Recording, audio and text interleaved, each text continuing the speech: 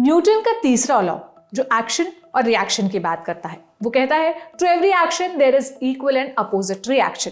मध्य प्रदेश के शाजापुर में डीएम साहब ने ड्राइवर से औकात पूछी। ड्राइवर का जवाब भी सबने सुना कि कोई औकात नहीं है, इसी बात की तो लड़ाई है। अब इस एक्शन के रिएक्शन में मध्य प्रदेश के सीएम ने शाजापुर के डीएम ही बदल दिया और किशोर कान्याल को उप सचिव मध्य प्रदेश शासन के पद पर ट्रांसफर कर दिया। ये सब तो हुआ कैमरे के सामने, लेकिन सोशल मीडिया पर भी इस मामले ने खूब बवाल काटा। टीके यादव नाम के एक यूजर ने ट्वीट कर प्रशासन की पूरी व्यवस्था में मालिक और नौकर के रिश्ते को समझा दिया। उन्होंने लिखा, लोकतंत्र में नौकर मालिक से उसकी औकात पूछ रहा है और ऐसा तभी होता है जब नौकर को घमंड हो जाता है। जुबैर खान नाम के एक यूजर ने अपने एक्स प्लेटफॉर्म पर लिखा, ड्राइवर से औकात पूछने वाले कलेक्टर किशोर कान्याल को पद से हटा दिया गया। आज के बाद कोई कलेक्टर ड्राइवर से उसकी औकात नहीं पूछेगा। ड्राइवर एकता जिंदाबाद। इस बीच सोशल मीडिया पर हमारा सामना एक तस्वीर से हुआ, आप भी वो तस्वीर देखिए। अमरेंद्र खरबली नाम के एक यूजर ने एक्स पर कलेक्टर और ड्राइवर के बीच के संवाद को अपने अंदाज में पेश किया।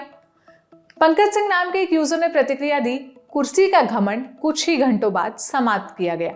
अब साहब शायद ही दोबारा किसी से औकात पूछे। वैसे डीएम किशोर कान्याल ने अपने कहे के लिए माफी मांग ली थी। जैसे ही वीडियो सोशल मीडिया पर वायरल हुआ तो कुछ घंटों बाद उनका रिएक्शन आ गया। उन्होंने कहा कि मेरी बात से किसी की भावनाओं को ठेस पहुंची हो तो माफी मांगता हूं। वैसे ठेस तो बात की बात है। किशोर कान्याल जी को पहले तो ये समझना चाहिए कि औकात पूछने वाला सवाल ही गलत था। उन ड्राइवर्स की इस लोकतांत्रिक देश में उतनी ही औकात है जितनी आप जैसे सरकारी अधिकारी की। उनकी बात और काम का महत्व आप ऐसे समझिए कि रातों रात गृह मंत्रालय को बैठक कर सरकार के फैसले पर स्पष्टीकरण देना पड़ा, उनकी बात को तवज्जो देनी पड़ी। दूसरा, हमें यह समझना चाहिए कि उन ड्राइवर्स की वजह से ही आपके और हमारे शहरों तक रोजमर्रा का सामान पहुंचता है और उन्हीं ड्राइवर्स के लिए आपके ही राज्य के मध्य प्रदेश के मुख्यमंत्री ने क्या कहा, अब वो भी सुन लीजिए।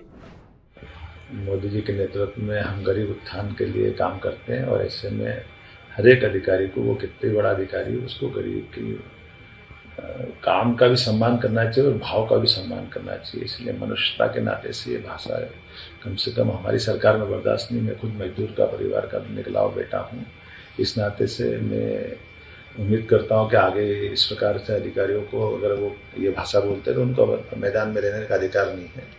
मैं उम्मीद करता हूँ कि अब दोबारा जो अधिकारी आएगा वो इस प्रकार की भाषा का और व्यवहार का ध्यान रखेगा और इस प्रकार की भाषा जो बोली जाती है, मेरे मन में बहुत पीड़ा हुई इस बात की।